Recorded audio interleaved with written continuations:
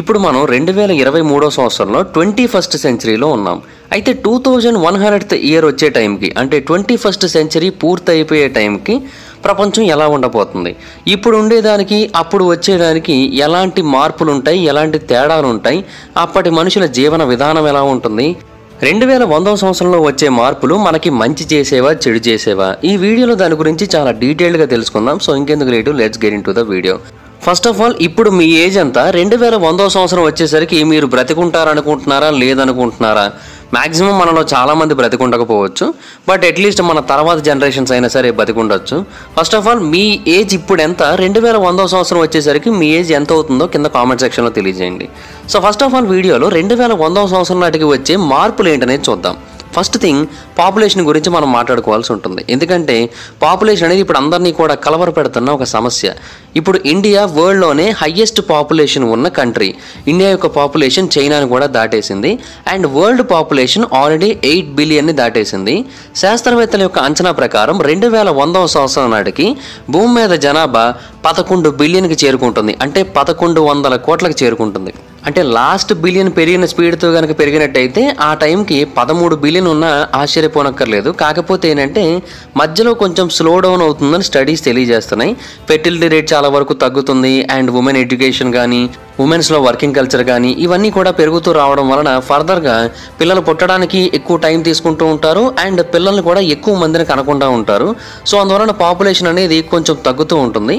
So maximum ఒక 11 billion వరకు ఉండే అవకాశం ఉందని అయితే శాస్త్రవేత్తలు తెలియజేశారు. గెస్ వాట్, ఆ టైంకి ఆఫ్రికా యొక్క పాపులేషన్ 4.3 బిలియన్కి చేరుకుంటుందంట, ఏషియా యొక్క పాపులేషన్ 4.7 బిలియన్కి చేరుకుంటుందంట. అంటే రెండు కలిపే 9 బిలియన్ పీపుల్, 900 కోట్ల మంది కేవలం ఏషియా అండ్ ఆఫ్రికాలో ఉంటారు. అప్పుడు ఇంకా ఇండియా పరిస్థితి కూడా చాలా వరస్ట్గా ఉంటుంది. అప్పటికి ఇండియా పాపులేషన్ 1.8 బిలియన్ నుంచి 2 బిలియన్ వరకు చేరుకుంటుంది.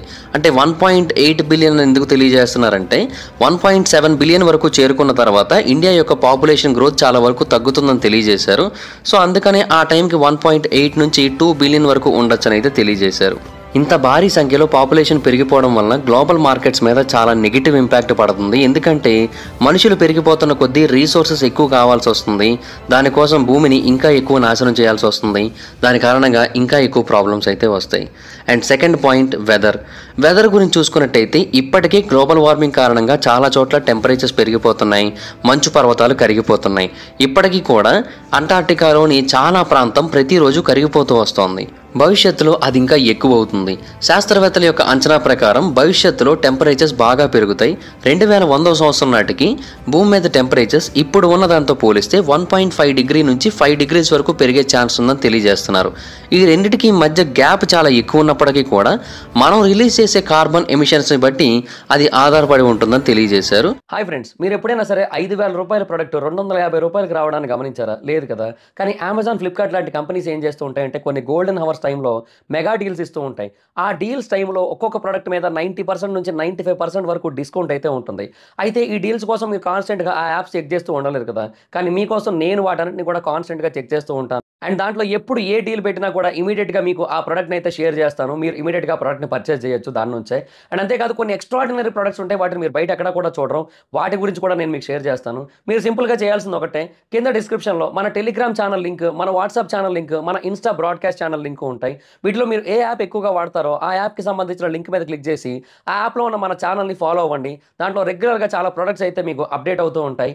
అండ్ ఆ ప్రొడక్ట్స్లో మీకు ఏది నచ్చినట్టయితే దాన్ని మీరు కొనుగోలు చేయొచ్చు వెంటనే. సో డిస్క్రిప్షన్లో లింక్స్ ఉన్నాయి, వెంటనే ఫాలో అవ్వండి. అండ్ ఇప్పటికీ కూడా మనం మొత్తం కార్బన్ ఎమిషన్ సంఖ్యని జీరోకి చేసిన ఆల్రెడీ అట్మాస్ఫియర్లో ఉన్న కార్బన్ డైఆక్సైడ్ కారణంగా గ్లోబల్ వార్మింగ్ అనేది కొన్ని దశాబ్దాల వరకు పెరుగుతూనే వస్తుంది.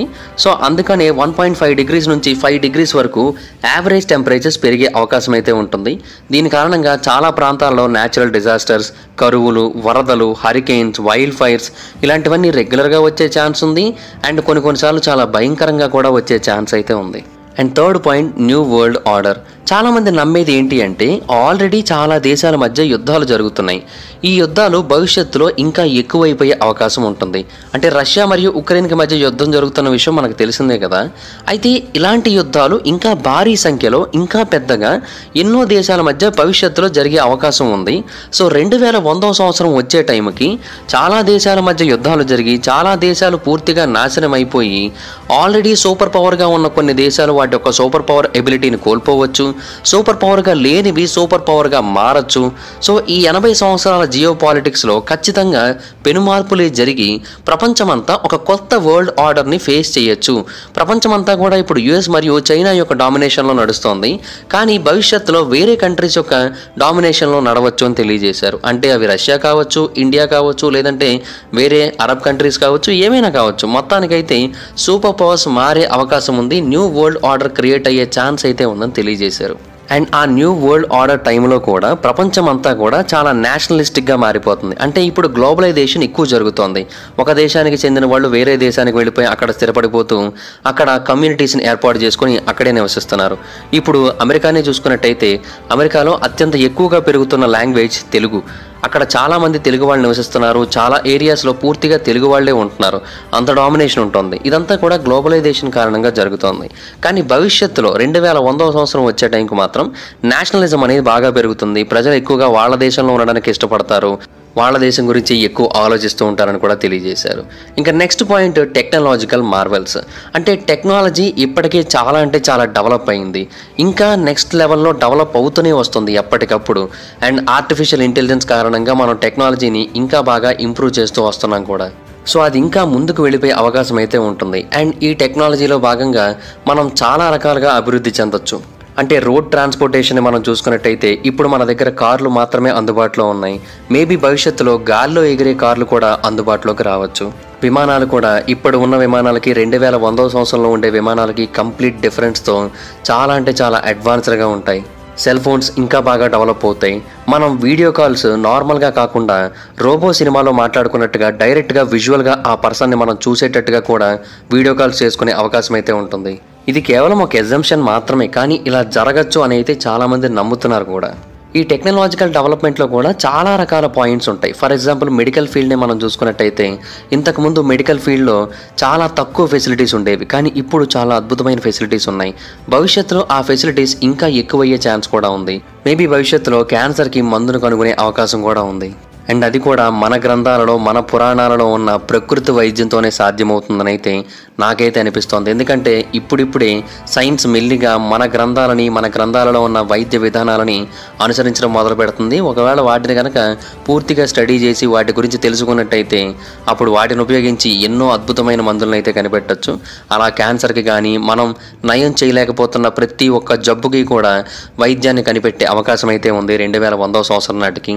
అలాగే స్పేస్ విభాగంలో కూడా మనం చాలా వరకు డెవలప్ అయ్యే ఛాన్స్ ఉంది. మనం ఇప్పటికే చాలా అడ్వాన్స్మెంట్స్ని చూస్తున్నాం. JWST ద్వారా మనం విశ్వం యొక్క మూలాలను కనుగొంటున్నాం. సో స్పేస్లో మనం మరిన్ని విషయాలను కనుగొనే అవకాశం అయితే ఉంటుంది. అంతేకాకుండా స్పేస్ టూరిజం కూడా విపరీతంగా పెరిగే అవకాశం ఉంది. మార్స్ మీద మనం ఒక కాలనీని కూడా ఏర్పాటు చేసుకునే అవకాశం ఉంది. ఎందుకంటే SpaceX కంపెనీ ఇదే విషయాన్ని ఎప్పటి నుంచో ప్లాన్ చేస్తూ వస్తోంది కాబట్టి. అలాగే మనం వాడే ఎనర్జీ విషయంలో కూడా చాలా రకాల అడ్వాన్స్మెంట్స్ ఉండే అవకాశం ఉంది. అంటే ఫర్ ఎగ్జాంపుల్ ఇప్పుడు మనకి ఉన్న ఫ్యూయల్ డీజిల్ అండ్ పెట్రోల్ వీటిని ఎక్కువగా వాడుతున్నాం మనం, కానీ ఇవి కొన్నేళ్ల వరకు మాత్రమే వస్తాయి. ఆ తర్వాత ఇవి రాకపోవచ్చు. సో ఆల్టర్నేట్ ఫ్యూయల్ కోసం ఆల్రెడీ శాస్త్రవేత్తలు రీసెర్చ్లు చేస్తున్నారు. ఒక ఆల్టర్నేట్ ఫ్యూయల్ కనుక అప్పటికి వచ్చేసినట్టయితే అప్పుడు ట్రాన్స్పోర్టేషన్ అనేది ఇంకా చీప్గా మారిపోయే అవకాశం ఉంటుంది. అండ్ ఎన్నో లగ్జరీ వస్తువులు చాలా చీప్గా దొరికే అవకాశం ఉంటుంది. అండ్ డిజిటల్ కమ్యూనికేషన్ కూడా చాలా చీప్గా మారిపోతుంది భవిష్యత్తులో. అండ్ రోబోట్స్ అనేవి కంప్లీట్గా మన యొక్క డైలీ లైఫ్ని చాలా ఈజీ చేస్తాయని అయితే చెప్పచ్చు ఆ టైంలో. అలాగే అగ్రికల్చర్ విభాగంలో కూడా చాలా రకాల అడ్వాన్స్మెంట్స్ వచ్చేస్తాయి ఆ టైంకి. ఎందుకంటే అగ్రికల్చర్ ఆల్రెడీ బిల్డింగ్స్లో స్టార్ట్ అయిపోయింది. అంటే జపాన్ లాంటి కంట్రీస్లో పొలాల్లో కాకుండా బిల్డింగుల్లో ప్రత్యేకంగా అగ్రికల్చరల్ జోన్స్ని క్రియేట్ చేసి అక్కడే పంటల్ని పండిస్తున్నారు. ఇలా చాలా దేశాల్లో చేస్తున్నారు. సో అడ్వాన్స్డ్ టెక్నాలజీని ఉపయోగించి అగ్రికల్చర్ విభాగంలో ఎక్కువ ఈల్డ్ని పొందే అవకాశం అయితే ఉంటుంది. దాని కారణంగా భవిష్యత్తులో అగ్రికల్చర్ విభాగంలో ఎటువంటి సమస్యలు ఉండవు. ఫుడ్ నీడ్ అనేది ఎక్కువ అవుతుంది కాబట్టి ఆ టైంలో ఫుడ్ గురించి ఇంకా ఎక్కువగా జాగ్రత్తలు తీసుకోవాల్సి ఉంటుంది కాబట్టి ఫుడ్ స్కేర్సిటీ రాకుండా అప్పటి టెక్నాలజీ మనకి హెల్ప్ చేస్తుందని అయితే చాలామంది శాస్త్రవేత్తలు నమ్ముతున్నారు. 5th point, human problems. 2100వ సంవత్సరం వచ్చే టైంకి ఆర్టిఫిషియల్ జనరల్ ఇంటెలిజెన్స్ కారణంగా, హ్యూమన్ లెవెల్ ఏఐ కారణంగా, ఆర్టిఫిషియల్ సూపర్ ఇంటెలిజెన్స్ కారణంగా చాలామంది వాళ్ళ యొక్క ఉద్యోగాలను కోల్పోయే అవకాశం అయితే ఉంటుంది. బట్ భూమి మీద ఉన్న ప్రతి మనిషి ఉద్యోగం పోతుందని అయితే శాస్త్రవేత్తలు కూడా చెప్పట్లేదు. కేవలం కొంతమంది యొక్క ఉద్యోగాలు మాత్రమే పోతాయని చెబుతున్నారు. ఫర్ ఎగ్జాంపుల్, ఇప్పుడు హై రైజ్ బిల్డింగ్స్ మీద పెయింటింగ్స్ వేయడానికి మనుషులకైతే చాలా ఎక్కువ రిస్క్ ఉంటుంది. అదే రోబోట్స్ అయితే ఆ ప్రాబ్లం ఉండదు. సో ఇలాంటి ఉద్యోగాలన్నింటినీ కూడా రోబోట్స్, ఆర్టిఫిషియల్ ఇంటెలిజెన్స్ రీప్లేస్ చేసే అవకాశం అయితే ఉంటుంది. ఇన్ఫ్యాక్ట్ సోల్జర్స్ని కూడా మేబీ ఇది రీప్లేస్ చేయొచ్చేమో. ఎందుకంటే రోబోటిక్ సోల్జర్స్ చాలా అంటే చాలా పవర్ఫుల్గా ఉంటాయి. మనుషులు మోసేదానికంటే ఎక్కువ బరువును కూడా మోయగలుగుతూ ఉంటాయి. యుద్ధ రంగంలో ఎలాంటి ప్రాబ్లము లేకుండా శత్రువుల మధ్యకి వెళ్ళి బాంబులు వేయగలుగుతూ ఉంటాయి. ఇలాంటివన్నీ ఉంటాయి కాబట్టి కొంతమంది సోల్జర్స్ బదులు రోబోట్స్ రీప్లేస్ చేసే ఛాన్స్ కూడా ఉంది. ఇంకా 6th పాయింట్, ట్రాన్స్పోర్టేషన్. ఆల్రెడీ మనం ఇంతకుముందు కార్స్ గురించి, ప్లేన్స్ గురించి మాట్లాడుకున్నాం ఇదే వీడియోలో. కానీ మనం అర్థం చేసుకోవాల్సిన ఇంకో విషయం ఏంటంటే కేవలం కార్స్, ప్లేన్స్ ఇవి మాత్రమే కాదు, ప్రతి ఒక్క ట్రాన్స్పోర్టేషన్ కూడా హై లెవెల్లో అప్గ్రేడ్ అవుతుంది. ఆల్రెడీ వరల్డ్ వైడ్గా చాలా హై స్పీడ్ ట్రైన్స్ ఉన్నాయి. ఇండియాలో కూడా వందే భారత్ని స్టార్ట్ చేశారు. దాని కెపాసిటీ ఎక్కువే కానీ ప్రస్తుతానికి దానికి తగ్గట్టుగా ట్రాక్స్ అయితే లేకపోవడం వలన అవి స్లోగానే వెళ్లాల్సి వస్తుంది. భవిష్యత్తులో ఈ ప్రాబ్లం అనేది ఉండకపోవచ్చు. 2100వ సంవత్సరం నాటికి ఇండియాలో ట్రైన్స్ కూడా గంటకి 250 నుంచి 300 కిలోమీటర్ల వేగంతో వెళ్లే అవకాశం అయితే ఉంటుంది. 7th పాయింట్, చాలా సిటీస్ నీటి లోపల మునిగిపోయే ఛాన్సెస్ ఉంటాయి. ముంబైలోని చాలా ప్రాంతం కూడా నీటి లోపల మునిగిపోయే అవకాశం ఉంటుంది. ఎందుకంటే శాస్త్రవేత్తలు చెబుతున్న దాని ప్రకారం నీటి మట్టం ప్రతి ఏడాది పెరుగుతూ వస్తుంది.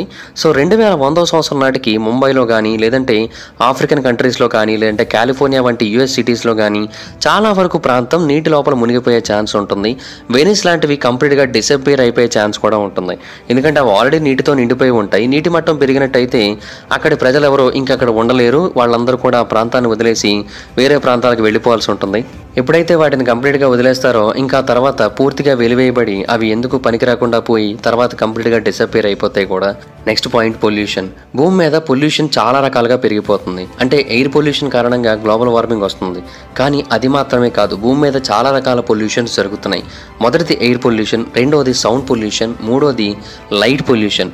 ఇలాగ ఎన్నో రకాల పొల్యూషన్స్ జరుగుతున్నాయి. రాత్రిపూట భూమి మీద నుంచి వస్తున్న లైట్ల కారణంగానే మనకి ఆకాశంలోని వెలుగులు కనిపించట్లేదు. అంటే అంత వరస్ట్ సిచ్యువేషన్స్ని క్రియేట్ చేస్తున్నాం మనం విపరీతంగా లైటింగ్ని వాడి. అలాగే సౌండ్ పొల్యూషన్ కూడా చాలా హెవీగా మారుతోంది. వెహికల్స్ పెరిగిపోవడం వలన, ఇండస్ట్రీస్ పెరిగిపోవడం వలన. అండ్ వీటితో పాటుగా వాటర్ పొల్యూషన్ కూడా ఇంకా ఎక్కువైపోతుంది. ఇండస్ట్రీస్ అన్నీ కూడా తమ వేస్టేజెస్ని వాటర్స్లోనే కలిపేస్తున్నాయి.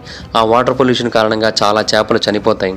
అంతరించిపోవడానికి సిద్ధంగా ఉన్న ఎన్నో నీటి జీవరాశులు పూర్తిగా అంతరించిపోతాయి. ఇలా ఒకటా రెండా ఎన్నో రకాల పొల్యూషన్స్. వాటి కారణంగా మొత్తం బయోడైవర్సిటీ సిస్టమ్ అంతా కూడా దెబ్బతింటుంది. మనుషుల యొక్క ఆరోగ్యం కూడా పూర్తిగా దెబ్బతింటుంది. మెడికల్ ఫెసిలిటీస్ పెరుగుతాయి, కానీ మనుషులకు వచ్చే రోగాలు కూడా మరింత పెరుగుతాయి.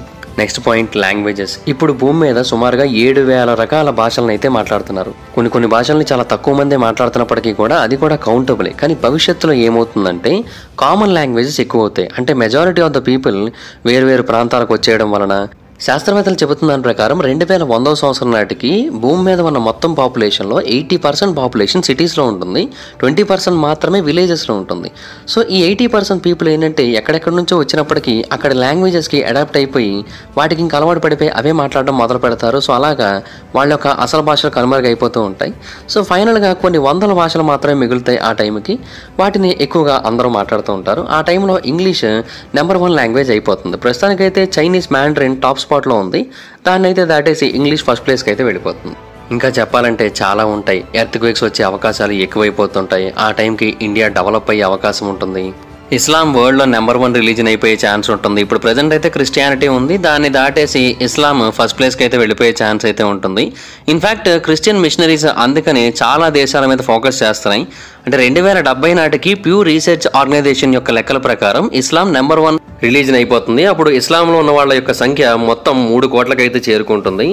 సో ఆ ఫస్ట్ ప్లేస్ని కోల్పోకూడదు అన్న ఉద్దేశంతోనే వెస్టర్న్ కంట్రీస్కి చెందిన క్రిస్టియన్ మిషనరీస్ ఇండియా లాంటి దేశాల మీద కన్వర్షన్స్ మీద ఎక్కువగా ఫోకస్ పెట్టి వాటి కోసం ఎక్కువగా అమౌంట్స్ని అయితే ఖర్చు పెడుతున్నాయి. ఇలాగ చాలా రకాల మార్పులు అయితే జరుగుతాయి. డెఫినెట్గా రిలీజియన్కి సంబంధించిన వార్స్ అయితే ఏమాత్రం ఆగవు. ఆల్రెడీ వర్కింగ్ ఉమెన్ కల్చర్ బాగా పెరిగింది అండ్ 2100 సంవత్సరం నాటికి ఆ కల్చర్ మరీ భారీగా పెరిగిపోయి వర్క్ చేసే మహిళలు ఎక్కువ, ఇంట్లో ఉండే హస్బెండ్స్ ఎక్కువ అయిపోయే అవకాశాలు కూడా ఉన్నాయి. అప్పుడు హౌస్ వైఫ్ లాగా హౌస్ హస్బెండ్ అనే పదం కూడా చాలా కామన్ అయిపోయినా మనం ఆశ్చర్యపోవాల్సిన అవసరం లేదు. బట్ ఒకటి, ఏది ఏమైనా మన ఫ్యూచర్ అయితే మన చేతుల్లోనే ఉంది. ఖచ్చితంగా మన ఫ్యూచర్ని మనమే డిసైడ్ చేసుకోగలం. కానీ దాన్ని మనం ఎంత పాజిటివ్గా డిజైన్ చేసుకుంటున్నాం, ఎంత పాజిటివ్గా డిసైడ్ చేసుకుంటున్నాం అనేది మ్యాటర్. కానీ మనం ఇక్కడ చాలా వరకు నెగిటివ్ ఇంపాక్ట్స్ని చూపించబోతున్నాం. అది వెదర్ మీద కానీ, లేదంటే మన లివింగ్ స్టైల్ మీద కానీ, ప్రతి ఒక్క దాని మీద కూడా నెగిటివ్ ఇంపాక్ట్స్ ఉండేటట్టుగానే మనం ప్రస్తుతం అయితే నడుచుకుంటున్నాం. చూడాలి మరి భవిష్యత్తులో ఏమవుతుందో. మన భవిష్యత్ అంతా కూడా మన యొక్క ప్రస్తుత లీడర్స్ మీద, ఎంప్లాయీస్ మీద, ఫౌండర్స్ మీద, షేర్ హోల్డర్స్ మీద, కన్జ్యూమర్స్ మీద, క్లయింట్స్ మీద, వీళ్ళందరి మీద కూడా ఆధారపడి ఉంటుంది. ఇప్పుడు మనం ఎలా ప్రవర్తిస్తున్నాం, ఎలా నడుచుకుంటున్నాం, ఎలా మన జీవితాలని, ఎలా మన గ్రహాన్ని ముందుకు నడిపిస్తున్నాం అనే దానిని బట్టి మన భవిష్యత్ తరాలు ఎలా జీవించాలి అనేది డిసైడ్ అయి ఉంటుంది. మనం ఇప్పుడైతే నార్మల్గానే బ్రతుకుతున్నాం, కానీ భవిష్యత్ తరాలకి ఇలాగే కంటిన్యూ అయినట్టయితే వాటర్ దొరకకపోవచ్చు, ఫుడ్ విషయంలో కూడా చాలా రకాల ప్రాబ్లమ్స్ రావచ్చు, హెల్త్ ఇష్యూస్ ఎక్కువైపోవచ్చు, గాలిని కూడా కొనుక్కోవాల్సి రావచ్చు, అడవులని ఇంకా ఆక్రమించాల్సి రావచ్చు, భూమి మీద స్థలం సరిపోకపోవచ్చు, ఇలా ఎన్నో జరగచ్చు. ఎందుకంటే ఆల్రెడీ డిఫారెస్టేషన్ చాలా అంటే చాలా భారీగా జరుగుతోంది. భవిష్యత్తులో అది ఇంకా ఎక్కువైపోయే ఛాన్స్ ఉన్నాయి. ఇలాగ ఎన్నో సమస్యలు అయితే ఉన్నాయి, ఇంకా ఉంటూనే ఉన్నాయి, కొత్తవి వస్తూనే ఉన్నాయి. చూడాలి మరి భవిష్యత్తులో జీవితం బాగుంటుందా, నరకంగా ఉంటుందా అనేది ఎగ్జాక్ట్గా ఎవరూ చెప్పలేరు. టెక్నాలజీ ఇంప్రూవ్ అవుతుంది, హ్యూమన్ లైఫ్ స్టైల్ మాత్రం డిక్రీజ్ అవుతుంది. అదైతే మాత్రం కొంతవరకు అర్థమవుతున్న విషయం. చూడాలి మరి ఏమవుతుందో. మీ ఒపీనియన్ ఏంటి? 2100th ఇయర్లో లైఫ్ ఎలా ఉండబోతుంది అనిపిస్తుంది? పాజిటివ్గా ఉండబోతుంది అనిపిస్తుందా, నెగిటివ్గా ఉండబోతుంది అనిపిస్తుందా? నేను ఇంకేమైనా పాయింట్స్ మిస్ చేశాను ఆ ఫ్యూచర్ గురించి మాట్లాడుకోవాల్సినవి, వాటి గురించి కూడా కింద కామెంట్ సెక్షన్లో తెలియజేయడానికి ట్రై చేయండి. అండ్ మీ ఒపీనియన్ని కింద కామెంట్ సెక్షన్లో చాలా డీటెయిల్గా ఎక్స్ప్లెయిన్ చేయడానికి అయితే ట్రై చేయండి. Thank you so much guys. Baba, meet you next video. ఈ వీడియో కనుక మీకు నచ్చినట్లయితే లైక్ చేయండి, వీడియో షేర్ చేయండి. ఇప్పుడో కారణం మన ఛానల్ని సబ్స్క్రైబ్ చేసుకోకపోతే ఇప్పుడే మన ఛానల్ని సబ్స్క్రైబ్ చేసుకొని పక్కన బెల్ ఐకాన్ ఆల్లో పెట్టుకోండి. నా ఇన్స్టాగ్రామ్ ఐడి జబర్దస్త్ మైదర్, మీ అక్కడ కూడా వచ్చి నన్ను ఫాలో అవ్వచ్చు. Thank you, bye bye. Hi friends, మీరు ఎప్పుడైనా సరే 5,000 రూపాయల ప్రోడక్ట్ 250 రూపాయలకి రావడానికి గమనించారా? లేదు కదా.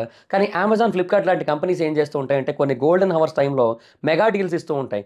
ఆ డీల్స్ టైంలో ఒక్కొక్క ప్రోడక్ట్ మీద 90% నుంచి 95% వరకు డిస్కౌంట్ అయితే ఉంటుంది. అయితే ఈ డీల్స్ కోసం మీరు కాన్స్టెంట్గా ఆ యాప్స్ చెక్ చేస్తూ ఉండలేదు కదా. కానీ మీకోసం నేను వాటన్నిటిని కూడా కాన్స్టెంట్గా చెక్ చేస్తూ ఉంటాను. అండ్ దాంట్లో ఎప్పుడు ఏ డీల్ పెట్టినా కూడా ఇమీడియట్గా మీకు ఆ ప్రోడక్ట్ని అయితే షేర్ చేస్తాను. మీరు ఇమీడియట్గా ఆ ప్రోడక్ట్ని పర్చేస్ చేయొచ్చు దాని నుంచే. అండ్ అంతేకాదు కొన్ని ఎక్స్ట్రాడినరీ ప్రొడక్ట్స్ ఉంటాయి, వాటిని మీరు బయట ఎక్కడ కూడా చూడరు. వాటి గురించి కూడా నేను మీకు షేర్ చేస్తాను. మీరు సింపుల్గా చేయాల్సింది ఒకటే, కింద డిస్క్రిప్షన్లో మన టెలిగ్రామ్ ఛానల్ లింక్, మన వాట్సాప్ ఛానల్ లింక్, మన ఇన్స్టా బ్రాడ్కాస్ట్ ఛానల్ లింక్ ఉంటాయి. వీటిలో మీరు ఏ యాప్ ఎక్కువగా వాడతారో ఆ యాప్కి సంబంధించిన లింక్ మీద క్లిక్ చేసి ఆ యాప్లో ఉన్న మన ఛానల్ని ఫాలో అవ్వండి. దాంట్లో రెగ్యులర్గా చాలా ప్రొడక్ట్స్ అయితే మీకు అప్డేట్ అవుతూ ఉంటాయి. అండ్ ఆ ప్రొడక్ట్స్లో మీకు ఏది నచ్చినట్టయితే దాన్ని మీరు కొనుగోలు చేయొచ్చు వెంటనే. సో డిస్క్రిప్షన్లో లింక్స్ ఉన్నాయి, వెంటనే ఫాలో అవ్వండి.